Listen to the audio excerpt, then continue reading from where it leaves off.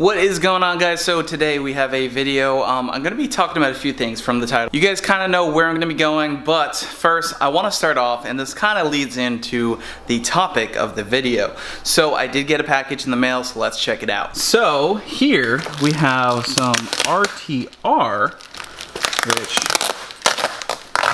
is weird. What would we be getting RTR for the Mustang? You guys guessed it.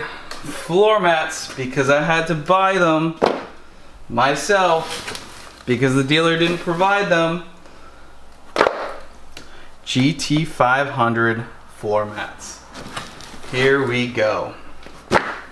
So I did go ahead and pick up a set of GT500 floor mats. So I actually did a little bit of a trade for these. I bought a set of RTR floor mats for a friend, Austin, in Virginia. I sent them to his house from American Muscle. He sent me these GT500 ones that he had in his GT, and we're gonna put them in the GT500, and you'll see why we needed to get these. So as you can see, when you open up this GT500 here, we have these junkers.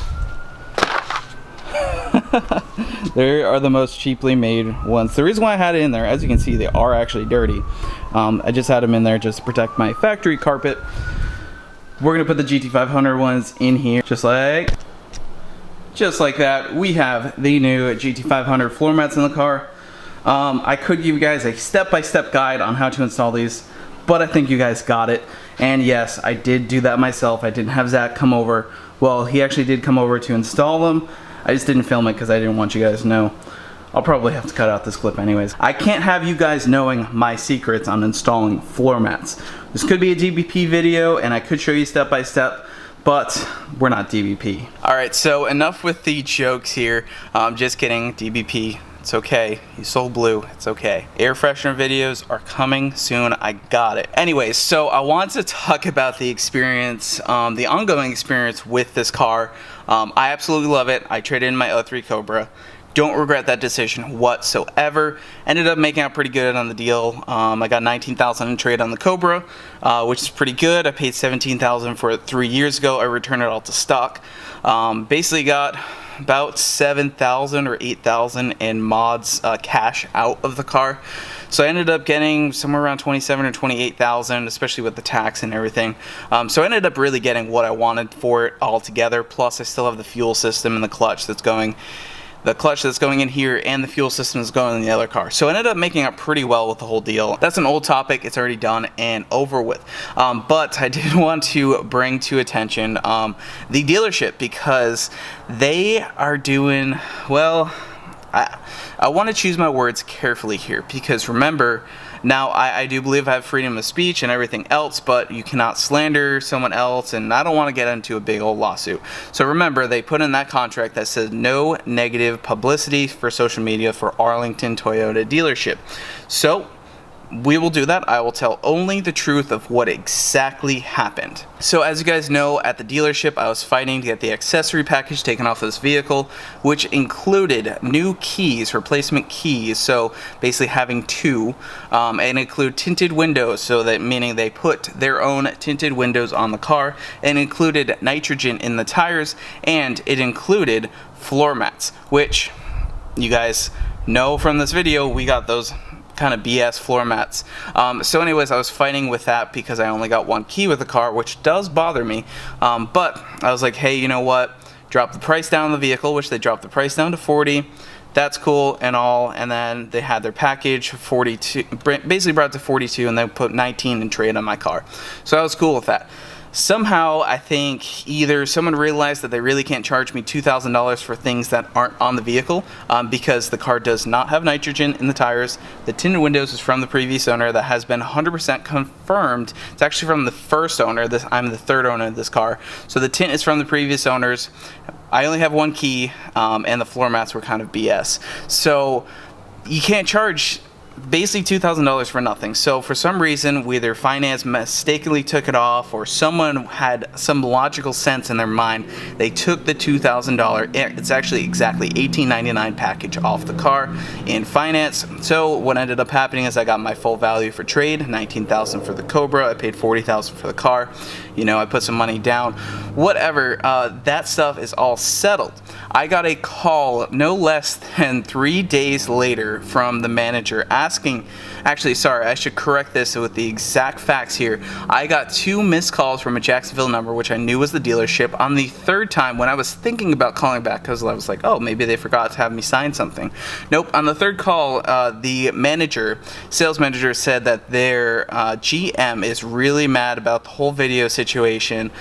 He's mad about the whole deal. He said he hadn't processed the title paperwork on my 03 Cobra, and he's like, hey, if you want to bring the car back, you know, no big deal, we'll reverse everything. I said no. I had already fixed the intercooler pump issue, and I didn't put any of that negativity towards them. I think that wiring issue happened on the way back. You know, it happens, no big deal.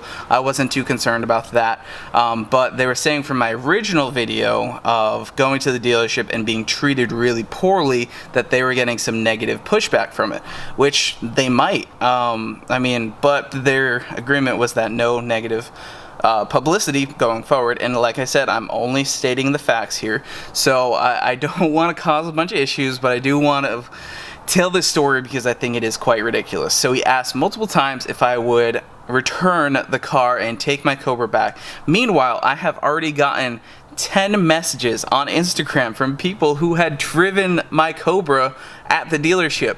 So I'm like, no way do I want that car back. Plus, I love this thing, and I had already planned mods for it. So fast forward 1 week later, I got another call from the same guy, and he said, hey, look, your buddies, they're posting bad stuff about us, posting bad reviews about us. We can't be having that. Is there any way you can bring the car back? And I'm like, no, there's no way I'm bringing the car back.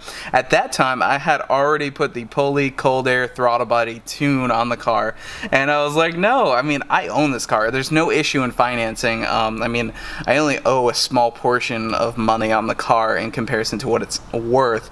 So, I mean, there's no issue in financing. So I know sometimes dealerships have some issues where they have to pull a car back because financing is an issue. There's no issue there.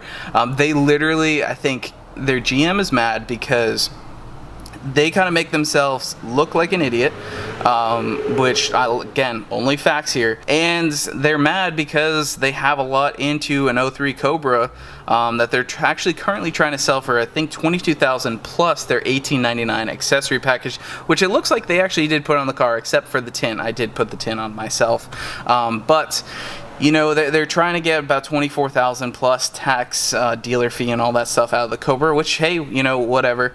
They can do whatever they want. But I just wanted to bring to light the ridiculousness. The fact that I was asked 3 times if I wanted to bring my car back, this GT500, and reverse the deal. And I'm just like, man, what is wrong with this dealership? And you know, they were upset. They were saying, hey, I'm posting bad things, my buddies. And I said, look, I mean, the video has been seen 150,000 views, and the video of me picking up the car was 100% positive. I could have gone very negative because I didn't have the best experience that day, but that was such an exciting time for me to pick up this car, a dream of mine. And I said, you know what, screw that. I'm going to make this positive. I'm going to make it fun, and I'm not going to let that stuff kick it down. So that is really the story of what happened after me getting the car. So I do think maybe someone made a mistake. I don't know. There's also this other thing. I don't exactly know the legality of this. I think they have the right to do this. Obviously, I'm promised a certain interest rate at a certain term, and I had my loan pre-approved with Capital One, and that's who I wanted to go with. I didn't want them to go through all my credit, all different places. I had already had everything all straightened out, good to go before I even went up there. Turns out my bank got switched from Capital One to a different bank, and which it's all the same terms, same payment, same interest rate, but it's a different company, and I wasn't informed of it. I just got an email and a letter in the mail that was like, hey, welcome to our finance company, and I'm like, okay. So my guess is they're getting some sort of kickback better from this company than in Capital One, which at the end of the day, as long as I'm paying the same amount, I'm not paying more interest, I'm okay with it. I just wish that I was notified, and I did call about this, and the finance guy, who was really cool with me, was not so cool with me. He said, nope, we definitely discussed that, it's on recording. What are you trying to say? And I was like, oh, no big deal. Just wanted to make sure that, I know who I'm paying my payment to, and, know the details of it. And he did not want to talk to me. He actually didn't call me back. I left 2 voicemails. I had to have Ashley actually call, as a different person, and then she handed the phone over to me. So overall, a really weird experience.